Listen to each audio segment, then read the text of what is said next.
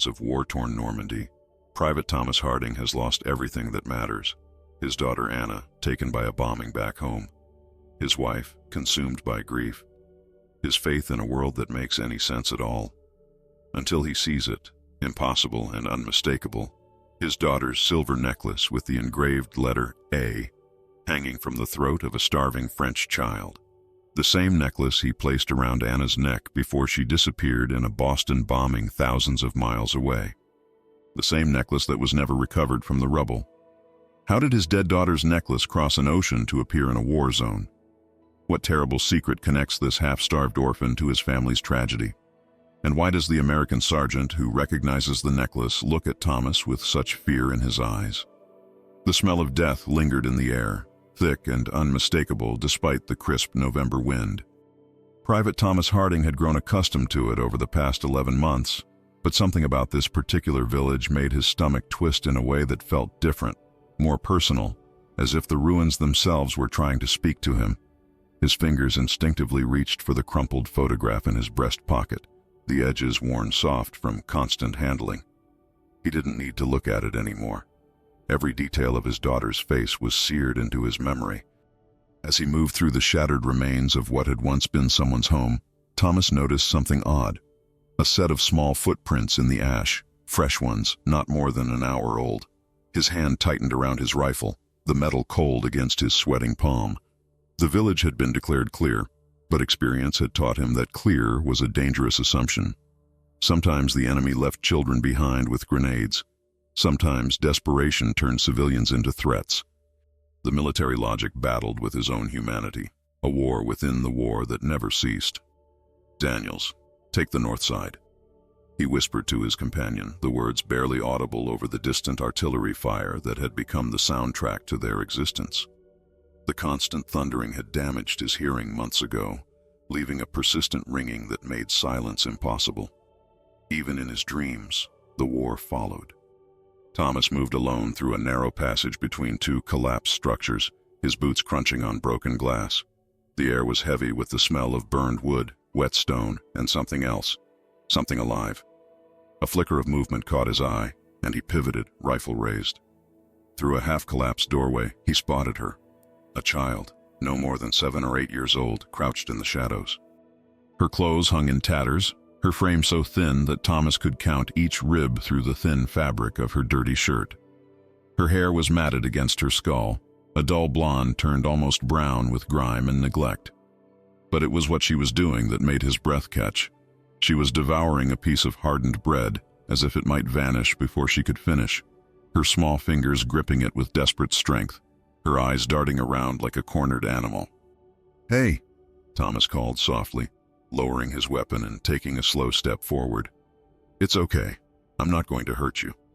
The girl froze, her jaw still working on the bread, her eyes suddenly fixed on him with a look that contained no childhood at all, only the calculating gaze of survival. Thomas had seen that look before, in the eyes of men about to die or kill. It didn't belong on a child's face. "I have more food," he said, reaching for his ration pack with deliberate slowness. The girl watched his every movement, her body tensed to flee. Thomas removed a chocolate bar, unwrapped it partway, and extended it toward her. "Chocolate, it's good." The girl didn't move, didn't blink, barely seemed to breathe. But something in her eyes shifted, a flicker of want battling with distrust. Thomas remained perfectly still, letting her decide. After what felt like an eternity, she inched forward, one hand still clutching the remnants of bread to her chest while the other stretched toward the offering. That's when he saw it. Around her neck, half hidden by the collar of her ragged shirt, hung a silver necklace. As she leaned forward, it swung free, catching what little sunlight filtered through the broken roof. A small, delicate pendant with an engraved letter, A. Thomas's world collapsed into a single point of focus. The necklace. The same silver chain, the same curved letter, the same tiny imperfection on the loop where the jeweler had repaired it. The necklace he had given to his daughter Anna on her 6th birthday, just 3 weeks before the Boston bombing that had taken her from him. His breath stopped. His vision tunneled. The ringing in his ears became a roar. Cold sweat erupted across his skin as his heart hammered against his ribs with such violence he feared it might break through. "Where?" he started to ask, his voice a rasp, but the question died as the girl snatched the chocolate from his trembling fingers and retreated like a startled cat. His movement forward was instinctive, unthinking. "The necklace," he managed, pointing to her throat. "Where did you get that?" The girl's eyes widened with fear. She shoved the entire chocolate bar into her mouth and clutched the pendant protectively with her free hand, backing away until she hit the wall behind her. Thomas's mind raced through impossible scenarios. His daughter had disappeared in an attack thousands of miles away, across an ocean. Her body had never been found amid the rubble of the shopping center, but the authorities had been certain. No survivors. How could her necklace be here, in war-torn Normandy, around the neck of a starving French child? "Anna," he whispered, the name like a prayer and a plea. The girl's expression changed, a flash of recognition crossing her face. Her cracked lips parted as if she might speak. A sudden explosion shook the building, sending dust and debris raining down between them. The girl screamed, a sound so primal it cut through Thomas's shock. Without thinking, he lunged forward, covering her small body with his own as the world fell apart around them. In the chaos, his fingers brushed against the silver pendant. Real, solid, impossible. When the dust settled, the girl was trembling beneath him, her eyes wide with terror and something else, something that might have been hope or memory, or merely the desperate wish to survive another day. Thomas pulled back slightly, his gaze fixed on her face, searching for any trace of his daughter in her features, knowing it was impossible, yet unable to stop himself. "Who are you?" he asked, his voice breaking. "And where did you get this necklace?" The sound of approaching footsteps echoed through the rubble.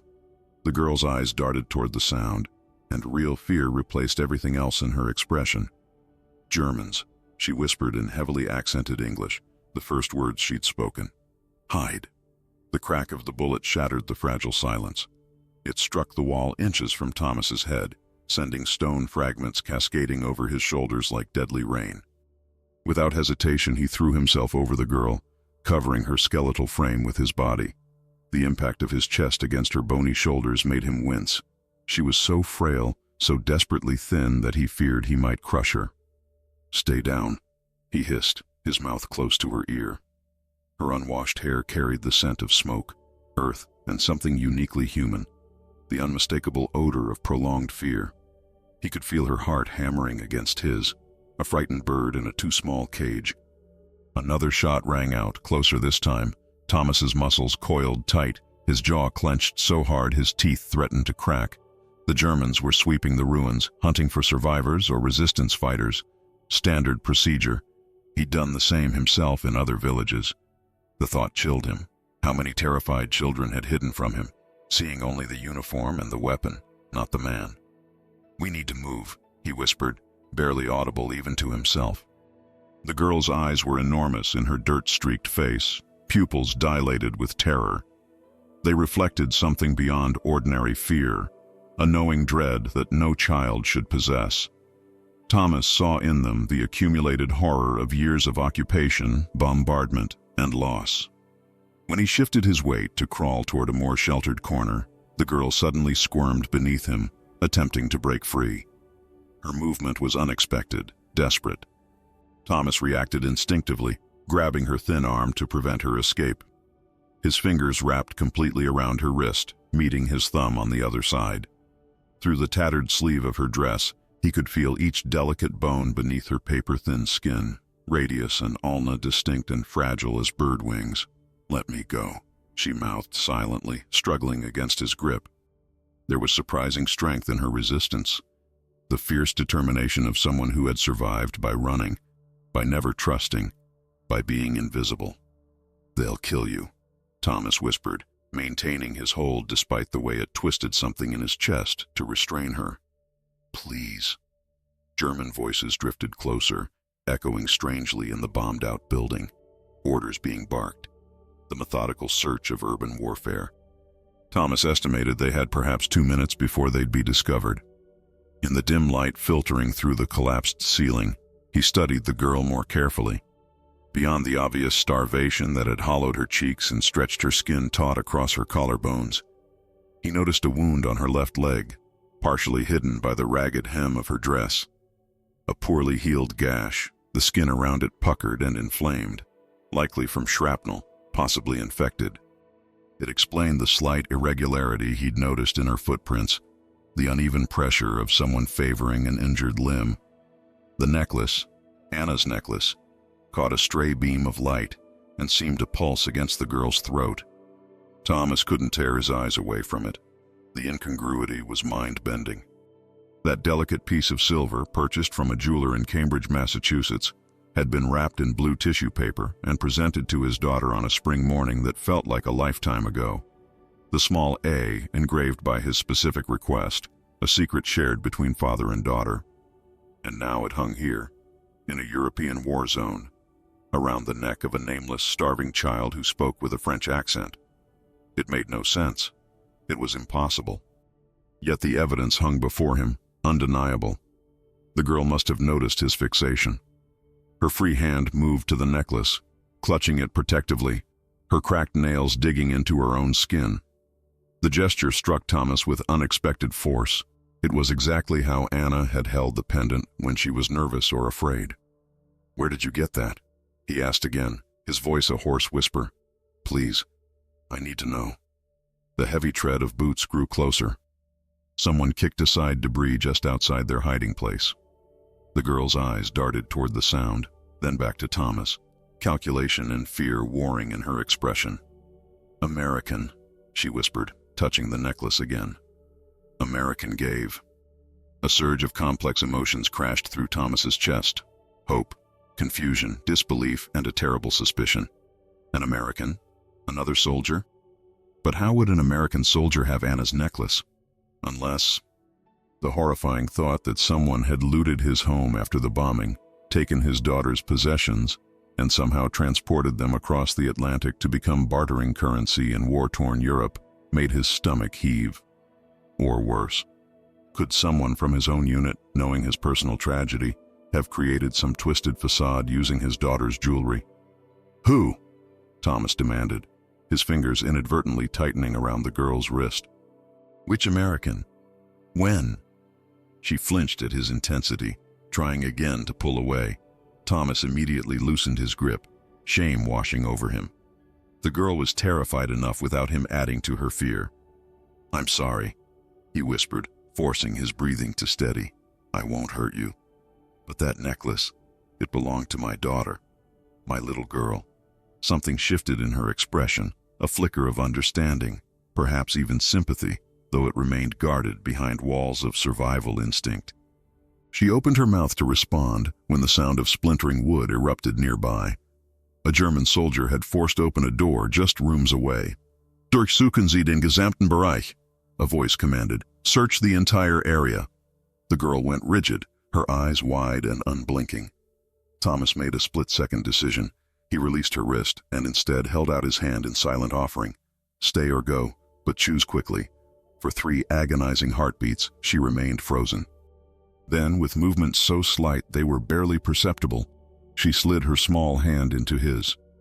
Her fingers were ice-cold despite the day's mild temperature, a symptom of malnutrition that Thomas recognized from his medical training. With his free hand, he unholstered his sidearm. If they were discovered, he would fight. Not just for himself now, but for this mysterious child who somehow carried a piece of his daughter's life. "Vertrauen," the girl whispered so quietly he almost missed it. Trust. A German word from a French child to an American soldier. The absurdity of war concentrated in a single moment. Thomas nodded once, squeezing her hand gently. Together they began to inch toward a collapsed section of wall that might offer escape, the silver A swinging between them like a pendulum, marking each second they remained alive, each moment bringing them closer to answers or oblivion. The boots stopped. A shadow fell across the doorway. The German soldier's silhouette filled the doorway, a dark cutout against the gray afternoon light. Thomas felt the girl's hand turn to ice in his grip, her entire body becoming utterly still beside him. He held his breath, finger hovering over the trigger of his Colt .45. knowing that firing would mean death for both of them, if not from this soldier, then from the others who would come running at the sound. The soldier stooped down, helmet scraping against the crumbling doorframe as he examined something on the ground. Thomas could make out the details of his uniform now, the worn wool of his jacket, the mud-caked boots, the rifle slung across his back. Not an SS officer, but a Wehrmacht infantryman. Tired, dirty, probably as sick of this war as any American, but no less dangerous for it. The man muttered something under his breath, picked up a piece of debris, then tossed it aside with a clatter that sent Thomas's heart racing. The girl's fingernails dug into Thomas's palm, 5 tiny crescents of pain that anchored him to the moment. Then, miraculously, the soldier straightened and moved away, his footsteps receding down what remained of the hallway. Thomas didn't dare move, didn't even allow himself to breathe fully until the sound had faded entirely. Even then, he remained frozen, straining his ears for any hint of danger. "Gehen Sie weiter! Nichts hier!" a distant voice called out. "Move on! Nothing here!" The responding shuffle of multiple boots moving away was the sweetest sound Thomas had heard in days. Still, he waited, counting slowly to 100 in his head, a ritual of patience learned through bitter experience. The girl seemed to understand instinctively, remaining as motionless as a statue beside him, only the shallow rise and fall of her chest indicating she was alive at all. When he finally allowed himself to relax marginally, unclenching muscles that screamed from prolonged tension, Thomas became acutely aware of his own heartbeat, irregular and too fast, hammering against his ribs. The immediate threat had passed, but the persistent thrumming wasn't just from fear or adrenaline. It was the physical manifestation of standing at the edge of an unfathomable mystery. The necklace. Anna's necklace. Here. In the newfound quiet, with only the distant rumble of artillery creating a somber backdrop, Thomas turned his attention fully to the girl beside him. Her face was a map of deprivation. Hollow cheeks, dark circles beneath eyes too large for her face, skin pulled taut over cheekbones that jutted sharply. Her lips were cracked and peeling, evidence of chronic dehydration. But what struck him most was the alertness in her gaze, the fierce intelligence that evaluated everything, cataloging threats and escape routes with practiced efficiency. "What's your name?" he whispered, his voice barely audible even in the silence. She hesitated, distrust etched in the furrow of her brow. "Marie," she finally offered, the name slipping reluctantly from her lips. "Marie," Thomas repeated, testing the word. "I'm Thomas." She nodded once, a brief acknowledgement without warmth. Her hand remained in his, not from trust, but necessity, an alliance of convenience in the face of common enemies. Thomas's gaze drifted to the necklace resting against her collarbones. In the diffused light filtering through the dust-filled air, he could study it more carefully now. The silver chain, once bright and pristine when he'd fastened it around Anna's neck, was now tarnished in places, the links showing signs of wear that spoke of constant handling. There were tiny scratches on the surface, recent ones that hadn't been there before, creating a network of fine lines across the metal. The pendant itself, the small letter A that had been custom-made for his daughter, bore the most telling signs. The edges were slightly worn down, smoothed by what must have been countless touches. The engraving, once sharp and distinct, had been rubbed repeatedly, as though someone had run their thumb over it again and again, perhaps as a comfort or a ritual. The bail where the chain passed through showed microscopic nicks and dents from being removed and reattached multiple times. This wasn't just a piece of jewelry that had changed hands once. This necklace had traveled, had been treasured, had been handled with both care and desperation. It had passed through numerous fingers before finding its way to Marie's thin neck. "Marie," Thomas said carefully, "this necklace, it's very special." He reached out slowly, telegraphing his movement to avoid startling her, and touched the pendant lightly with his index finger. "Can you tell me how you got it? The whole story?" Her free hand instinctively moved to protect the silver piece, covering it completely. "Is mine," she said, defensive and wary. "I know," Thomas assured her quickly. "I'm not trying to take it. I just need to know where it came from. It's..." It was my daughter's. Something flickered across Marie's face. Recognition, perhaps, or the dawn of understanding. She studied him intently, measuring his words against some internal scale of truth and deception that no child should have needed to develop. "Man gave," she said finally. "American man." "An American soldier?" Thomas pressed, struggling to keep the urgency from his voice. "When? Where?" Marie's gaze drifted to the middle distance, her focus turning inward as she retrieved the memory. 3 months before. In Carentan. Her English was broken but understandable, the words carefully chosen. "What did he look like, this American?" She shrugged slightly. "Tall? Old?" A pause. "Like you, but..." She gestured vaguely to her hair. "No color here." "Gray or white-haired," Thomas translated mentally. "And he just gave you the necklace? Why?" Marie's expression darkened, shadows gathering in her eyes. "For bread. My mother trade." Her voice dropped even lower. "Before she die." The simple statement, delivered without emotion, hit Thomas with unexpected force. This child had lost her mother, was alone in a war zone, surviving by whatever means possible. The necklace wasn't just a mysterious connection to his past now, it was Marie's connection to her own. "I'm sorry," he said inadequately. Marie didn't acknowledge his sympathy. Instead, she continued in the same matter-of-fact tone. "He say necklace special, American girl, very important." She touched the letter A with reverence. "Say keep safe." Thomas's mind raced. An older American soldier had traded Anna's necklace for food months ago, telling the girl or her mother to keep it safe. How had this soldier obtained it? Why was he in France with a piece of jewelry from a bombing victim in Boston? None of it made sense. As he pondered these questions, Thomas noticed additional details about the necklace. The clasp showed signs of having been repaired, not professionally but with careful, desperate precision. Perhaps wire from a field radio, bent and shaped to replace the original mechanism. And the chain itself had been broken and rejoined in one spot, the link slightly mismatched where someone had done their best to restore it. This wasn't just a treasured object. It was something that someone had fought to preserve through the chaos of war, repairing it with whatever was at hand rather than abandoning it when damaged.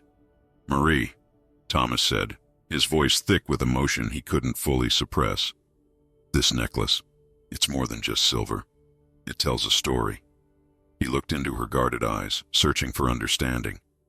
"And I think it's trying to lead me somewhere." She tilted her head slightly, considering his words with a gravity that seemed ancient in her young face. After a long moment, she nodded once, as though acknowledging not just what he'd said, but something deeper, an unspoken pact between them. "We go," she whispered, glancing toward the doorway where the German soldier had stood minutes before. Thomas nodded. "We go. Together." As they carefully rose from their hiding place, the letter A caught the light once more, a silent witness to whatever connection had brought them together, and whatever truth waited to be discovered. The abandoned farmhouse smelled of damp straw and distant memories of home. Thomas had spotted it just before dusk, its partially collapsed roof offering both shelter and a defensible position for the night. With evening approaching and German patrols still active in the area, continuing their journey would have been reckless. Marie had followed him without question, her limping gait becoming more pronounced as exhaustion took its toll. Now, in the pale moonlight filtering through the rafters, Thomas watched the girl sleep. She had devoured the contents of his ration pack with such desperate hunger that he'd had to stop her twice, warning her that eating too quickly after prolonged starvation could make her sick. Even then, she had clutched the remaining crackers in her fist as she drifted into sleep, her body curled protectively around this small treasure. The necklace gleamed against her throat, rising and falling with each breath. Thomas couldn't tear his eyes from it. He'd removed his jacket and placed it over Marie's thin shoulders, but even in sleep, her hand occasionally drifted to the pendant, as if to ensure it was still there. "Who gave it to you?" Thomas whispered to the silence. "And how did they get it in the first place?" Marie's earlier revelation echoed in his mind with devastating clarity. The man with sad eyes. "He traded for bread when we were hungry." He said American soldiers killed his friend, and the friend wanted someone to have it. The words had struck Thomas like physical blows. The necklace, his daughter's necklace, had been handed over by someone who died due to the actions of his own countrymen, his brothers in arms, perhaps even by his own squad. The possibility created a sickening knot in his stomach, a physical manifestation of guilt that threatened to choke him. Thomas leaned back against the rough wooden wall, feeling the splintered surface catch on his uniform. Outside, artillery fire rumbled in the distance, a sound so constant it had become almost like weather, a thunder that never fully ceased. The small flame of their carefully shielded candle cast dancing shadows across the earthen floor, transforming the humble space into something both intimate and ghostly. He reached into his breast pocket and withdrew the photograph of Anna. The edges were soft and frayed from countless viewings, the crease down the middle so pronounced that the image was beginning to separate.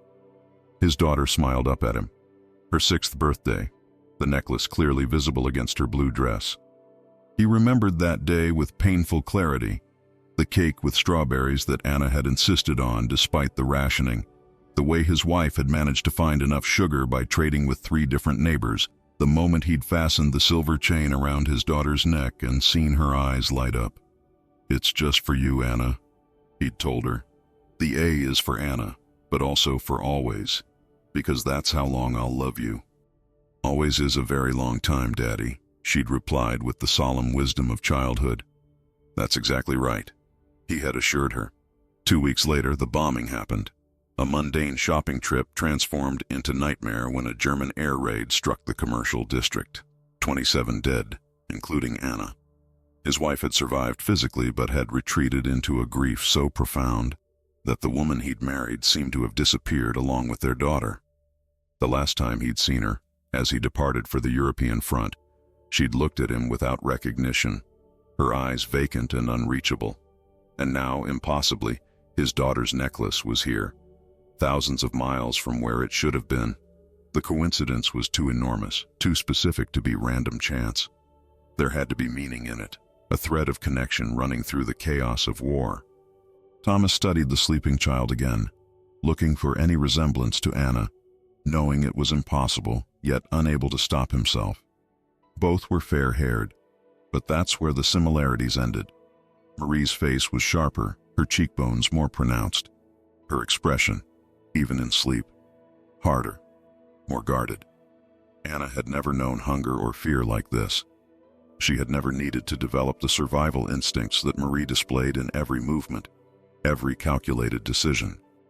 As Thomas watched, Marie's expression changed, her features contorting with sudden distress. A nightmare. Her thin arms twitched, and a small wounded sound escaped her lips. Without thinking, Thomas moved closer, placing his hand gently on her shoulder. "You're safe," he whispered. "It's just a dream." She settled at his touch, her breathing gradually returning to the deep rhythm of sleep. Thomas remained beside her, providing what comfort his presence could offer against whatever horrors chased her through dreams.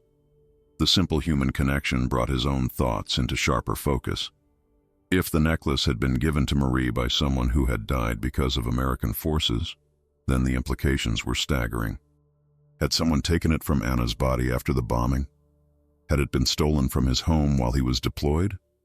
Or was there another explanation, one that might be even more painful to discover? Thomas recalled the men in his unit, mentally reviewing each face, each background. Many had been stationed stateside before being shipped to Europe. Could one of them have been in Boston during the bombing? Could one of them have somehow acquired Anna's necklace and brought it overseas as a souvenir or good luck charm? The thought made bile rise in his throat. The idea that someone close to him might have this connection to his daughter's death, might have kept this secret while serving alongside him, was almost unbearable. Or perhaps the explanation was simpler, more mundane. Perhaps the necklace wasn't Anna's at all, but just an identical piece of jewelry. The letter A was common enough. The design wasn't unique. It could be coincidence, a cruel trick of fate that had given him false hope and opened old wounds. But no, Thomas knew in his heart that this was Anna's necklace, the tiny irregularity in the loop, the specific way the letter was styled, the length of the chain. All of it matched his memory perfectly. This was no coincidence. Marie stirred again, her hand instinctively finding the necklace even before her eyes opened. She blinked at Thomas, momentary confusion giving way to remembrance as she registered his uniform, his face, their situation. "Morning?" she asked, her voice rough with sleep. "Not yet," Thomas answered softly. "A few more hours of darkness." She nodded, accepting this information with the pragmatism of someone who had learned to take advantage of every moment of rest. Her fingers traced the outline of the letter A in a gesture that seemed almost ritualistic. "Marie," Thomas said carefully, "can you tell me more about the man who gave you the necklace? Did he say anything else about where it came from?" Her eyes, too old for her young face, studied him with wary assessment. "He say it belonged to little girl. American girl." She paused, collecting the English words. "He say she die in war, like many, but necklace special. Magic." "Magic?" Thomas repeated, his throat tight. Marie nodded with complete seriousness. "Protect wearer. Keep safe." Her hand closed around the pendant. "Work for me, still alive." The childlike faith in the necklace's protective powers contrasted sharply with the hardened survival instincts she'd displayed. It was a reminder that despite everything, Marie was still a child, one who had found comfort in a talisman and the story attached to it. "Did he say how his friend got the necklace?" Thomas pressed, trying to keep the desperation from his voice. Marie's brow furrowed with the effort of recollection. "Say friend was doctor in America. Help after big boom." She made an expansive gesture with her hands to indicate an explosion. "Fine necklace on little girl." Thomas felt as though he'd been struck. A doctor who had treated victims after the bombing, who had perhaps treated Anna, had somehow ended up in France, carrying her necklace, only to die at the hands of American forces. And before dying, this doctor had given the necklace to someone who ensured it would reach Marie. The revelation was both illuminating and devastating. If true, it meant Anna's necklace had followed a path of tragedy, passed from hand to hand by people who had subsequently died, creating a chain of loss that had somehow, impossibly, led it back to him. "Do you know where this happened?" Thomas asked, his voice barely audible. "Where the doctor died?" Marie shook her head. "Not tell me. Only Mother know." Her face clouded. "And Mother gone now?" Thomas nodded, unable to form words through the tightness in his throat. Another dead end. Another fragment of the story lost forever. Outside, the artillery had fallen silent, creating an eerie stillness broken only by the whisper of wind through the damaged structure. The candle guttered, sending shadows dancing across Marie's solemn face. In that moment, the mystery of the necklace seemed to embody the senseless circular nature of the war itself. Destruction creating connections that would otherwise never have existed. Strangers bound together by shared loss. "Try sleep," Marie said, surprising Thomas by reaching out to touch his arm with unexpected gentleness. "Tomorrow more walking." The old stone church stood like a defiant sentinel among the devastation, its steeple partially collapsed, but its walls still standing firm. Thomas had spotted it from half a mile away, the structure a stark silhouette against the pale morning sky. Churches were usually safe, respected by both sides as neutral ground, though Thomas knew this courtesy had been abandoned countless times when military necessity demanded it. Still, it offered potential shelter and perhaps information from locals who might have taken refuge within its walls. Marie hobbled beside him, her limp more pronounced after the night's rest had allowed her injured muscles to stiffen. She hadn't complained once. Not about the pain, not about hunger, not about fear. Her stoicism was both admirable and heartbreaking, evidence of a childhood that had taught her that suffering voiced aloud rarely found relief. "We'll rest there," Thomas said, pointing to the church. "Maybe find water." Marie nodded, her eyes scanning the surrounding fields with the hypervigilance of prey. The silver A at her throat caught the morning light, flashing momentarily like a signal. Thomas still couldn't look at it without feeling a visceral stab of disbelief and longing. As they approached the church, a figure emerged from the shadowed doorway, An elderly man in a worn black cassock, his white collar dingy with dust and time. A pastor, somehow maintaining his post in this broken landscape. "American?" the old man called cautiously, squinting against the morning sun. Thomas raised his empty hands to show he meant no harm. "Yes, American, friendly." The pastor's weathered face creased in a mixture of relief and wariness. "Come," he said in heavily accented English, gesturing toward the entrance. "Germans gone yesterday, may return." Inside, the church was a study in contrasts, sections of breathtaking beauty preserved alongside areas of destruction. Stained glass windows, shattered on one side but intact on the other, created pools of colored light on the stone floor. The altar remained standing, draped with a faded cloth, a few stubby candles burning with steady flames. In the transept, makeshift pallets had been arranged for the wounded or homeless, though they were empty now. "Others?" Thomas asked, glancing at the abandoned bedding. The pastor shook his head sadly. "Evacuated 3 days ago. Only I remain." His gaze fell on Marie, softening with compassion. "And now you too. The child needs food." Before Thomas could respond, the pastor disappeared through a side door, returning moments later with a small loaf of bread and a tin cup of water. Marie accepted both with murmured thanks, her eyes wide with grateful disbelief at such unexpected bounty. "You are far from your unit, soldier," the pastor observed, his shrewd eyes taking in Thomas's disheveled uniform and the absence of any squad. "Separated during a firefight," Thomas explained, the partial truth easier than the full complexity of his situation. "I'm trying to reach the American line near Sainte-Mère-Église." The pastor nodded, apparently accepting this.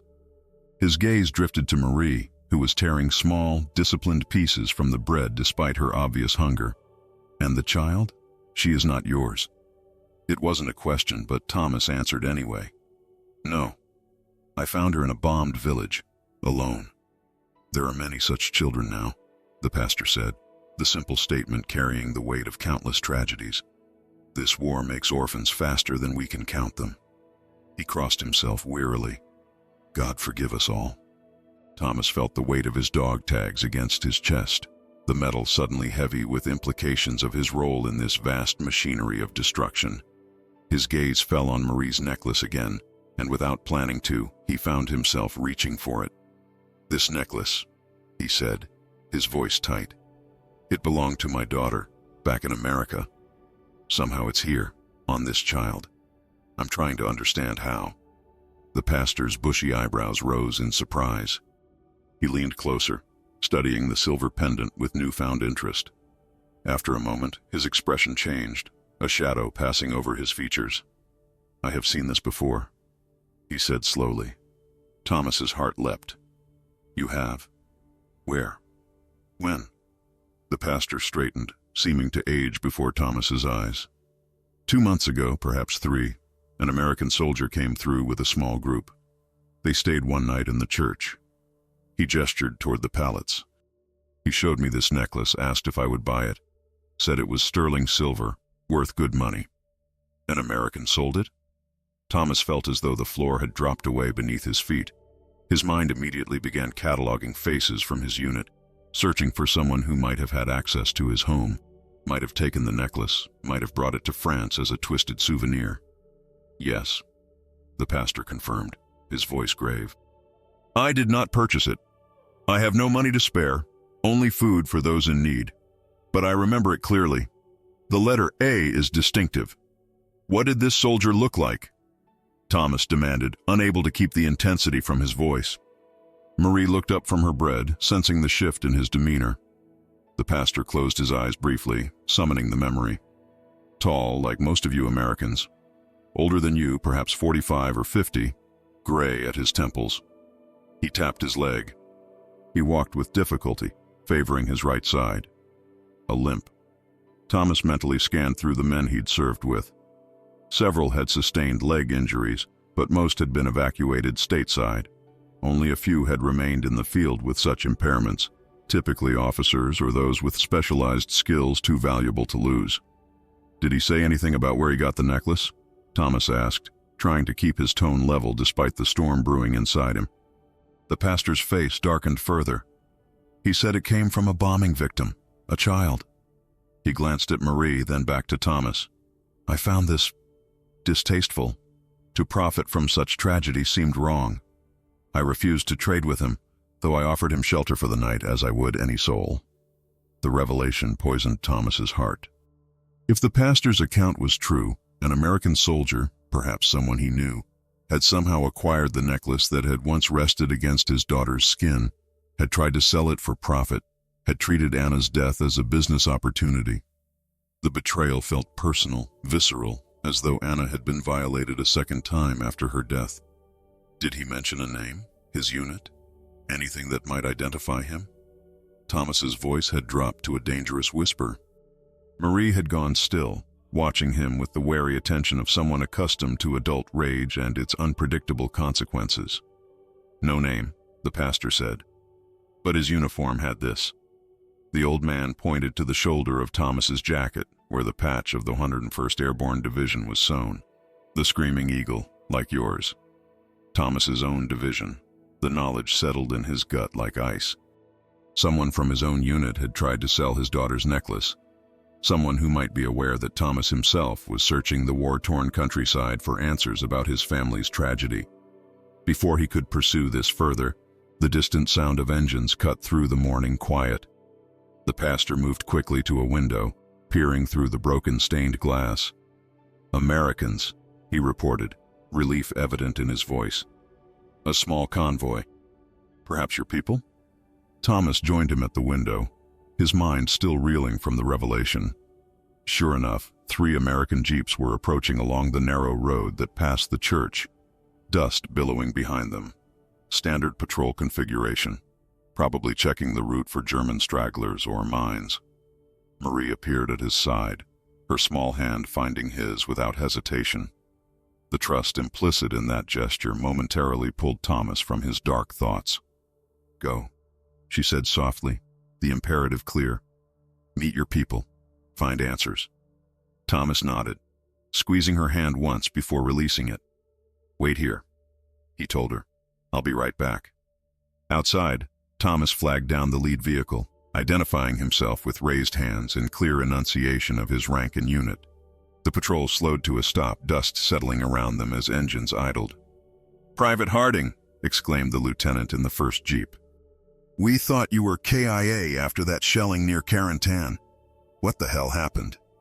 Thomas offered a brief, sanitized version of his separation from the unit and subsequent journey, omitting any mention of Marie or the necklace. As he spoke, he scanned the faces of the soldiers before him, searching for anyone matching the pastor's description. His heart nearly stopped when he spotted him in the third jeep, an older sergeant with graying temples, sitting with his right leg extended awkwardly before him. As Thomas's gaze landed on him, the man's eyes widened in recognition, then darted to the church doorway where Marie now stood, the silver necklace clearly visible against her throat. For one electric moment, Thomas watched understanding and alarm flash across the sergeant's features. The man's hands, resting on his knee, began to tremble visibly, and a bead of sweat formed at his temple despite the cool morning air. He knows, Thomas realized with absolute certainty. He recognizes the necklace, and he's terrified that I've found it. The sergeant looked away quickly, busying himself with adjusting his equipment, but the damage was done. Thomas had seen the guilt, the recognition, the fear. Here, finally, was someone who held answers about how Anna's necklace had traveled from a Boston bombing to a French orphan's neck. You heading back to base, Harding? The lieutenant was asking, oblivious to the silent revelation unfolding behind him. Yes, sir, Thomas replied, his eyes never leaving the sergeant. I believe I am. The convoy departed with a promise to send transport back for Thomas within the hour. He watched the dust settle on the narrow road, his mind racing as quickly as his heartbeat. Sergeant Miller, the man with the gray-flecked hair and the telltale limp, had avoided making eye contact with Thomas for the remainder of their brief conversation. When the lieutenant had announced they needed to continue their patrol, Miller's relief had been palpable, a physical unwinding of tension that only confirmed Thomas's suspicions. You saw something, Marie said quietly from behind him. Not a question, but a statement of fact. Thomas turned to find her standing in the church doorway, the pastor's protective hand on her shoulder. The necklace gleamed against her throat, catching the mid-morning light. A silent accusation. "Yes," Thomas admitted, crossing back to them. "One of the men in those jeeps. He recognized your necklace. He was afraid when he saw me looking at it." The pastor's bushy eyebrows drew together. "The same man who tried to sell it to me?" "I think so," Thomas confirmed. "Sergeant Miller. He's in my unit." Marie's small hand drifted up to touch the silver A pendant. "What now?" she asked, her voice carrying the pragmatic resignation of a child who had learned that adults' decisions often came at her expense. "Now I need answers," Thomas said, his jaw set with determination. He knelt before Marie, meeting her eyes directly. "But I promise to protect you, and I will." "You'll stay here with Father Beaumont," the pastor supplied. "With Father Beaumont until I return. He'll keep you safe." Marie's eyes narrowed slightly, assessing him with that disconcerting adult gaze. "You will come back?" The question carried more weight than its simple words suggested. How many people had promised to return to this child, only to disappear forever into the maw of war? Thomas felt the responsibility settle onto his shoulders like physical weight. "I swear it," he said, the words a binding oath. "I just need to find out how Sergeant Miller got this necklace, what he knows about my daughter." Marie nodded once, accepting his promise with the gravity of a much older soul. "Go," she said simply. Father Beaumont drew Thomas aside, his voice lowered. The military convoy was heading northeast, toward St. Lo. "If you follow the road, you should intercept them when they make camp tonight." Thomas thanked him, gathered minimal supplies, water, ammunition, a worn map that the pastor provided, and prepared to depart. As he shouldered his rifle, Marie approached him one last time, her thin arms wrapped protectively around herself. "Be careful," she said, the English phrase clearly rehearsed and treasured, perhaps learned from another soldier who had passed through her life. Thomas touched her hair gently, a paternal gesture that felt simultaneously foreign and deeply natural. "I will. Remember, I'm coming back." With that promise hanging in the air between them, Thomas set out along the road, moving at a steady jog that ate up distance while preserving his energy. His training had prepared him for long-distance travel on foot, and determination fueled each step. He would find Miller, would extract the truth from him, would understand how Anna's necklace had traveled across an ocean to find him in the chaos of war. 3 hours into his journey, Thomas spotted the convoy again. They had stopped by a stream, presumably to refill canteens and allow the drivers a brief rest.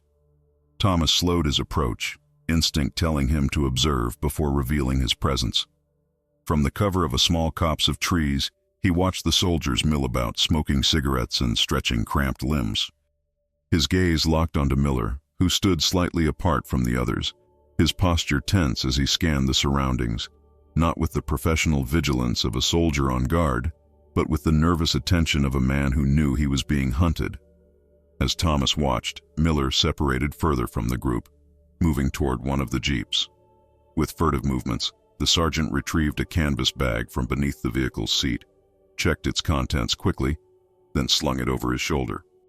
After a final glance toward his oblivious comrades, Miller began walking into the woods on the far side of the stream, his limp pronounced but his pace determined. Thomas waited until Miller had disappeared among the trees before circling wide, using terrain and foliage to mask his approach. Years of hunting in the Maine forests with his father had taught him patience and stealth, skills that the Army had honed to deadly efficiency. He crossed the stream a quarter-mile upstream, then doubled back, following Miller's trail with practiced ease. Broken twigs, disturbed undergrowth, an occasional boot print in soft earth. The trail led to a small ridge overlooking the road, providing both concealment and a clear view of the convoy below. As Thomas approached, he could hear Miller breathing heavily, the sound of a man in pain pushing himself too hard. Then came the rustle of paper, something being unfolded with trembling hands. Thomas crept forward until he could see Miller seated on a fallen log, the canvas bag open beside him. In his hands was a letter, the paper yellowed and creased from repeated folding and unfolding. Miller read it with such absorption that he failed to notice Thomas's approach until the younger man was less than 10 feet away. When Miller finally sensed his presence and looked up, his face drained of color so rapidly that Thomas thought he might faint. The letter crumpled in his grip. "Private Harding," Miller managed, his voice cracking. "How did you—" "The necklace," Thomas interrupted, his voice dangerously calm. "You recognized it. You tried to sell it to a priest. I want to know how you got it." Miller's eyes darted from side to side, seeking an escape route that didn't exist. "I don't know what you're talking about," he attempted, the lie transparent in his quavering voice. Thomas took another step closer. "It belonged to my daughter, Anna. She died in the Boston bombing last year. Somehow her necklace is now around the neck of a French orphan, and you know how it got there." The color that had drained from Miller's face returned in a rush of red. With surprising speed for a man with a bad leg, he snatched up the canvas bag and bolted into the underbrush, crashing through branches with desperate energy. Thomas pursued, anger lending him speed. He could hear Miller's labored breathing, the uneven footfalls as the sergeant's injured leg buckled occasionally on the uneven ground. Within 100 yards, Thomas had closed the distance, launching himself forward to tackle the older man. They went down hard, Miller's face hitting the forest floor with an audible thud, the canvas bag spinning away from his grip. Thomas rolled the sergeant over, pinning him with a forearm across his throat. "The truth," he demanded. "Now." Miller's resistance crumbled visibly, his body going limp beneath Thomas's weight. "The bag," he gasped. "It's all in the bag." Thomas maintained pressure on Miller's throat while reaching for the canvas satchel with his free hand. It had landed open, its contents partially spilled onto the leaf-strewn ground. A water canteen, a folded map, a small leather-bound journal, and what appeared to be a bundle of letters bound with twine. The topmost letter caught Thomas's attention immediately. The paper was stained with what could only be dried blood, the brownish smears obscuring portions of the handwriting. Thomas seized it, releasing Miller enough that the sergeant could sit up, though escape remained impossible. "Start talking," Thomas ordered, unfolding the blood-stained letter with one hand, while keeping his other hand ready near his sidearm. "What does this have to do with my daughter's necklace?" Miller coughed, rubbing his throat. "I didn't know it was your daughter's," he began, his voice a rasp. "Not at first, I swear to God." "Keep going," Thomas said, his eyes scanning the letter. It appeared to be written in a doctor's hand, dated just weeks after the Boston bombing. Phrases jumped out at him. Youngest victims unidentified. Personal effects collected for potential identification. Silver necklace with the initial A. "I was stationed at Fort Devens when the bombing happened," Miller continued, watching Thomas's face carefully. "They called in all military medical personnel to help with casualties. I was assigned to triage." Thomas looked up sharply from the letter. "You were there? You saw Anna?" Miller looked away, unable to meet his gaze. "I saw many children that day. Too many. Some lived, some didn't." He swallowed hard.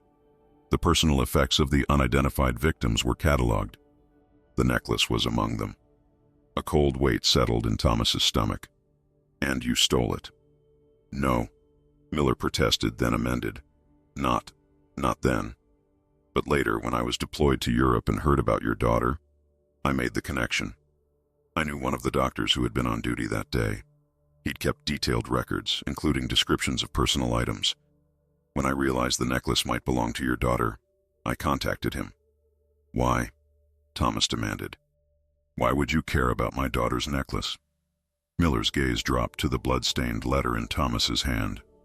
"Because I thought it might help identify her body," he said quietly. "Give your family closure." Thomas felt as though he'd been struck. "What are you saying?"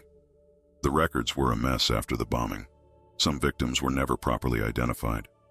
Your daughter—" Miller hesitated, clearly dreading his next words. "There was a chance she might have been one of the Jane Does. My friend sent me this letter and the necklace to help confirm." Thomas's hands began to shake.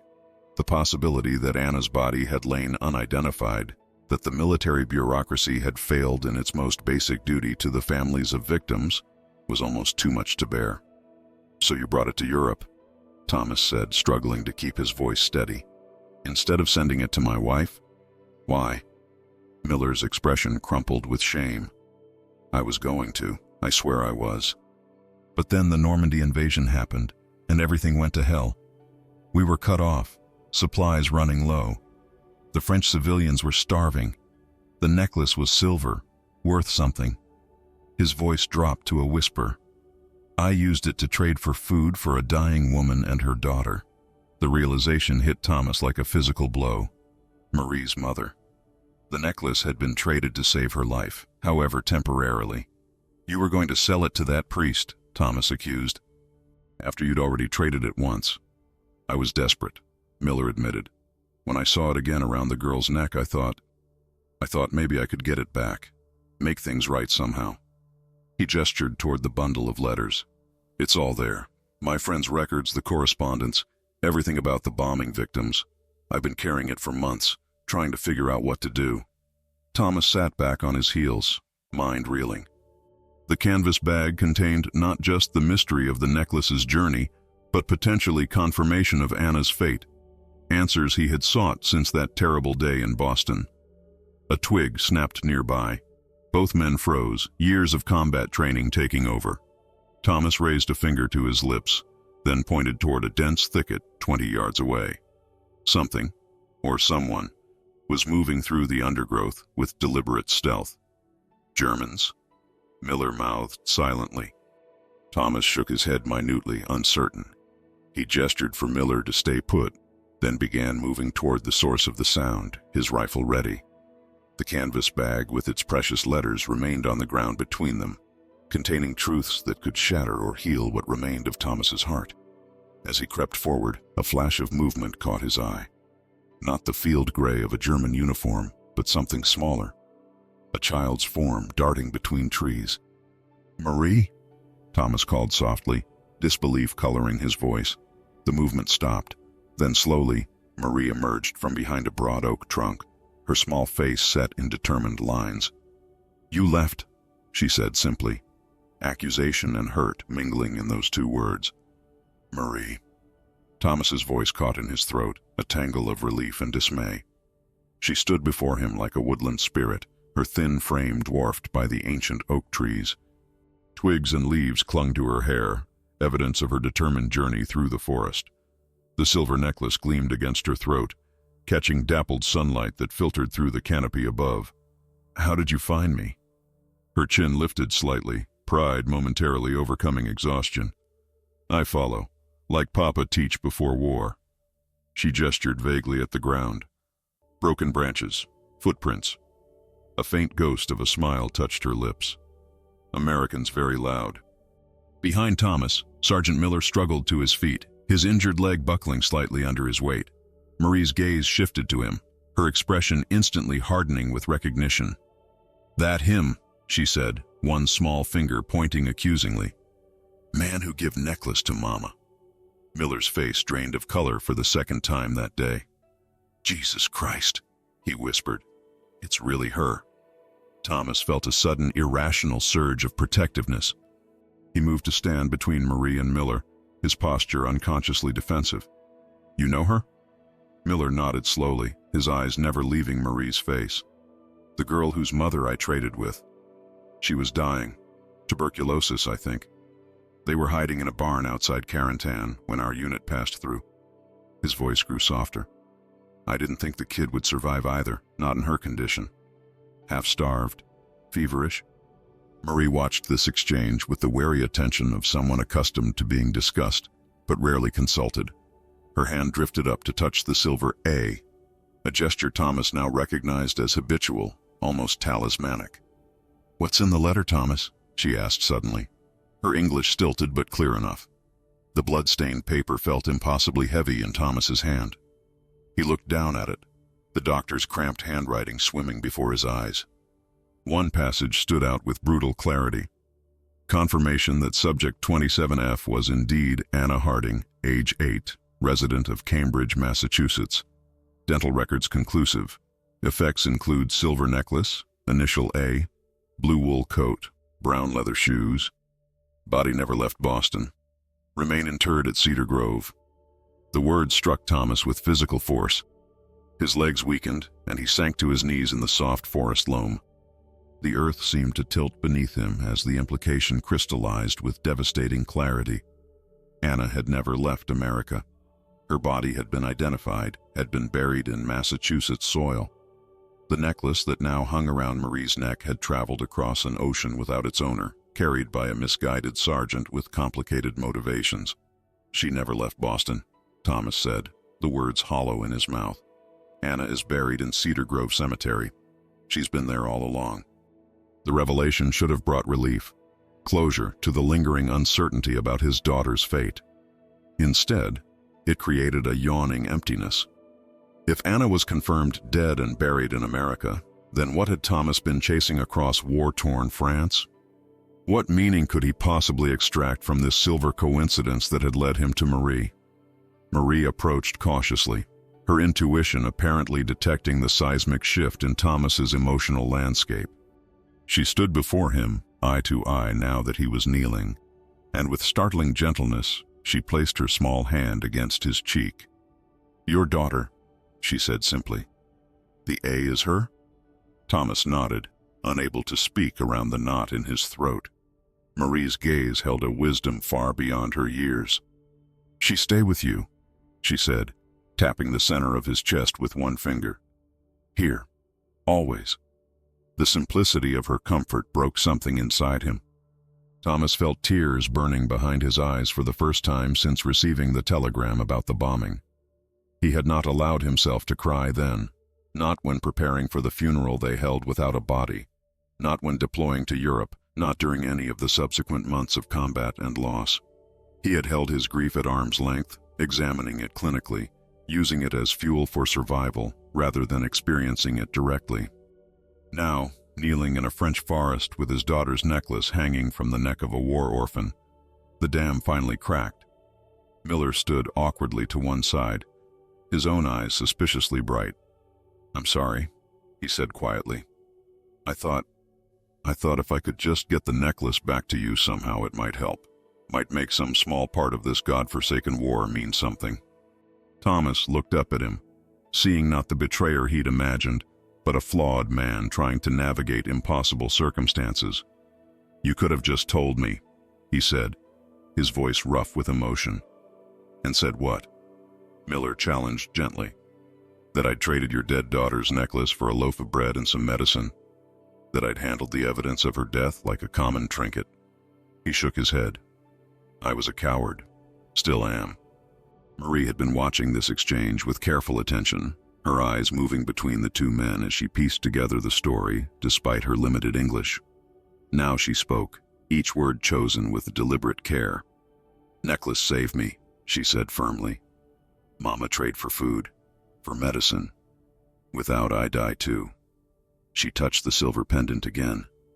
"Good magic, like man say. Protect me." The statement hung in the air between them, a simple truth that reframed everything. Anna's necklace, this small piece of silver that had traveled from Boston to Normandy through a series of unlikely coincidences, had helped save Marie's life, had given her a talisman of hope in a world bent on destruction. The weight of this understanding settled over Thomas like a physical mantle. If Anna was truly gone, confirmed, identified, buried, then perhaps this was all that remained. The chance to ensure that her memory served some purpose in the world she had left behind. He looked at Marie, really looked at her, and for the first time saw not the ghost of his daughter or the mystery of the necklace, but simply a child who had survived against impossible odds, a child who needed protection, who deserved a future beyond the endless artillery and crumbling villages of occupied France. "What happens now?" Miller asked, breaking the heavy silence. Thomas rose to his feet, decision crystallizing within him with unexpected clarity. "Now we get Marie somewhere safe." He met Miller's gaze directly. "And then you're going to help me write a letter to my wife, explaining everything. She deserves to know where Anna is buried. She deserves the chance to visit her daughter's grave." Miller nodded, acceptance washing over his features. "There's a refugee camp near St. Lo," he offered. "Red Cross runs it. They could take the girl, make sure she's fed, maybe even find relatives." Thomas felt Marie's small hand slip into his own, her fingers cold despite the mild day. He looked down and saw fear flickering across her face, the fear of being abandoned yet again. "No," he said firmly. "She stays with me." Miller's eyebrows rose. "That's against every regulation in the book, Harding. You can't keep a civilian child with a combat unit." "I'm not talking about the unit," Thomas clarified, the plan forming as he spoke it.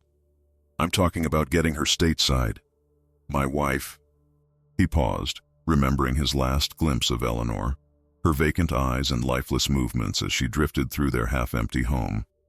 "My wife lost a daughter. Maybe having someone to care for would help her find purpose again." The audacity of the idea hung in the air between them.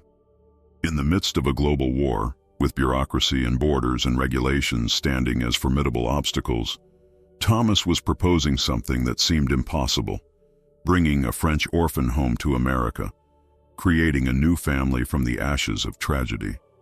Marie tugged at his hand, her brow furrowed with concentration as she struggled to follow. "America?" she asked, the word holding both wonder and apprehension.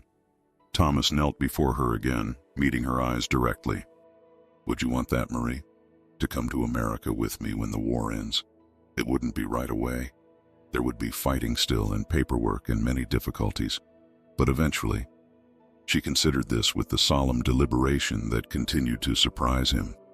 Then her gaze drifted to the letter still clutched in Thomas's hand, the blood-stained paper that confirmed Anna's fate. "Your daughter," she said softly. "Anna." Her small fingers touched the silver pendant. "I keep safe for her. For you." It wasn't quite an answer, but in its own way, it was a pledge. Miller cleared his throat. "If you're serious about this, Harding, we need to get moving. The convoy will be heading out soon. We can take the girl as far as headquarters, claim she has intelligence about German positions." His expression softened slightly. "It's a start anyway." Thomas nodded, gathering the scattered papers and returning them to the canvas bag. Each document represented a piece of Anna's story, fragments that he would eventually need to assemble into a coherent narrative for Eleanor, for himself, for Marie. But that would come later. For now, there was only the forest, the distant rumble of artillery, and the unexpected bond that had formed between a grieving soldier and an orphaned child, connected by a silver letter A that had somehow found its way across an ocean to bring them together. The military headquarters buzzed with the controlled chaos of war, officers shouting orders, radio operators hunched over crackling equipment, the constant flow of men moving between tents with purposeful strides. Thomas stood at rigid attention before Major Whitfield, whose weathered face bore the impassive mask of command. Beside Thomas, Sergeant Miller shifted uncomfortably, his injured leg trembling slightly from standing too long. And between them, small but unbowed, stood Marie, her hand firmly gripping Thomas's with surprising strength. "Let me be absolutely clear, Private Harding," Major Whitfield said, his Boston accent sharpening his consonants into weapons. "You abandoned your post, pursued a personal investigation during active combat operations, and now you're requesting special dispensation for a civilian child?" He leaned forward, palms flat against the field desk. "Have you lost your goddamn mind?"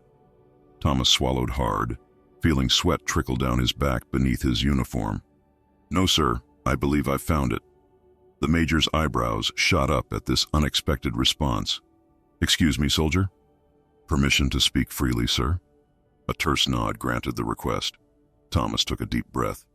"For the past 16 months, I've been a ghost, sir. Since the Boston bombing took my daughter, I've been going through motions, eating without tasting, sleeping without resting, fighting without purpose." He felt Marie's grip tighten, a silent encouragement.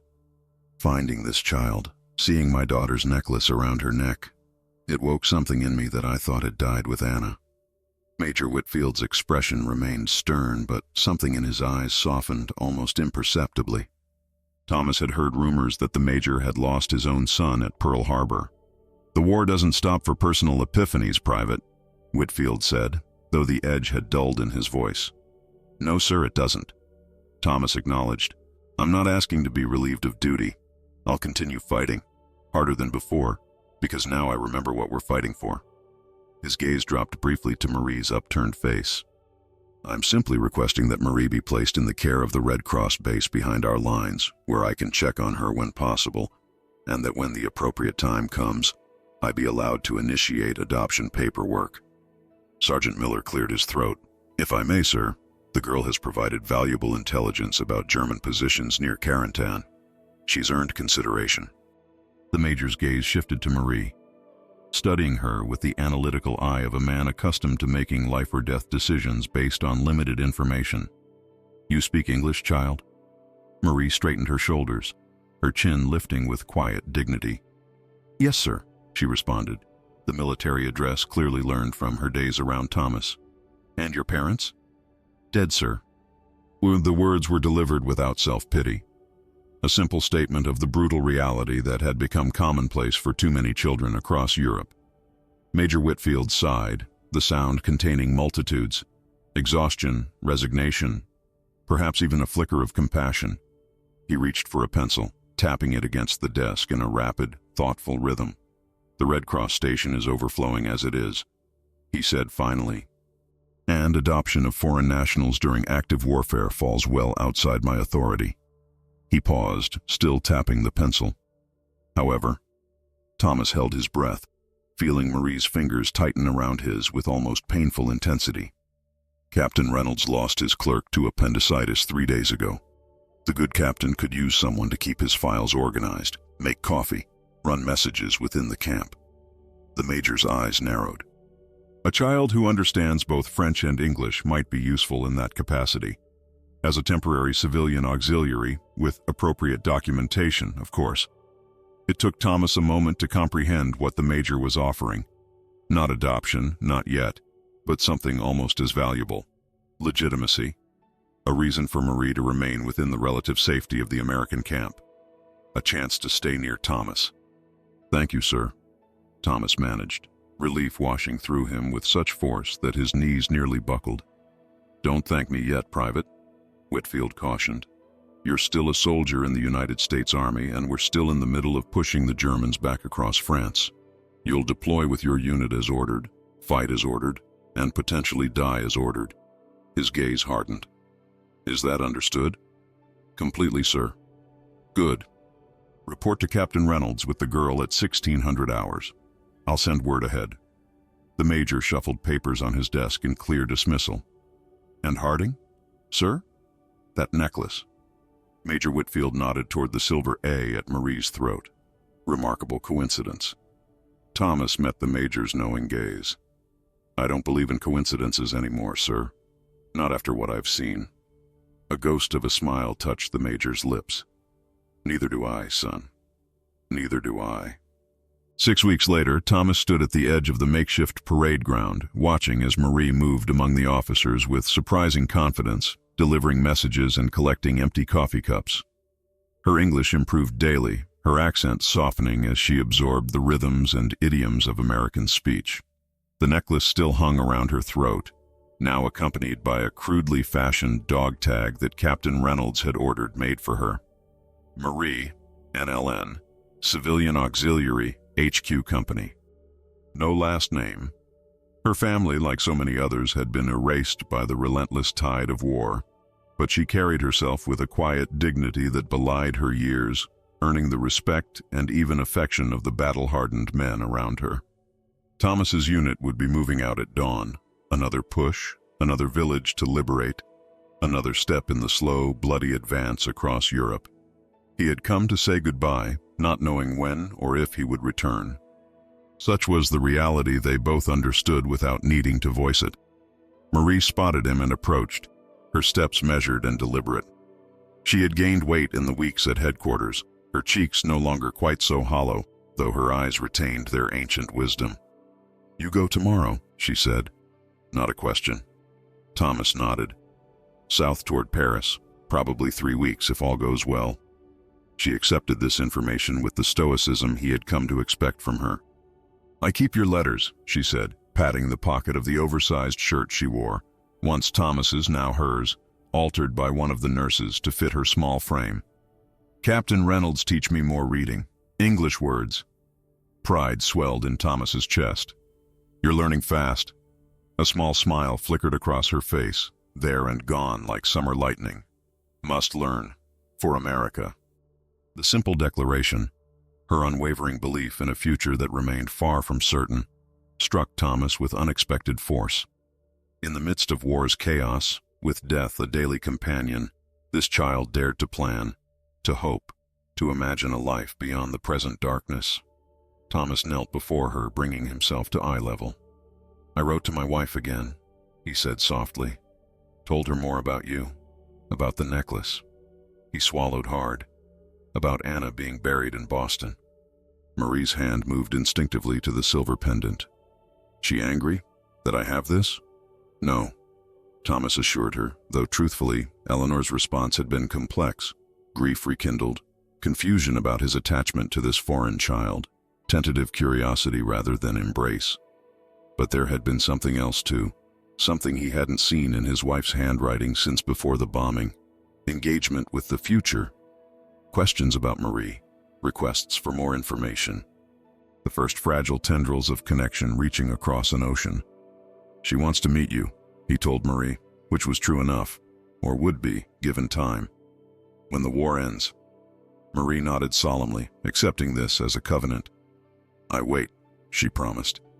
Her small fingers traced the outline of the A pendant. "For Anna's papa."